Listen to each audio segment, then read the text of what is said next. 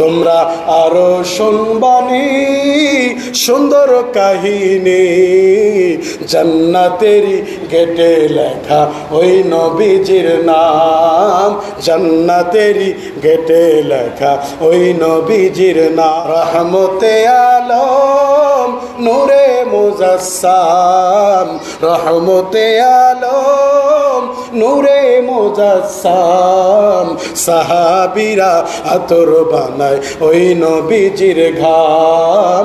বলেন বলেন বলেন বলেন, সাহাবীরা আতর বানায় ওই নবীজির ঘাম। তোমরা আরো শুনবানি সুন্দর কাহিনী, জান্নাতেরই গেটে লেখা ওই নবীজির নাম, জান্নাতেরই গেটে লেখা ওই নবীজির নাম। বলেন মারহাবা। আমরা সেই নবীর সুন্নতগুলো আঁকড়ায় ধরবার চেষ্টা করব।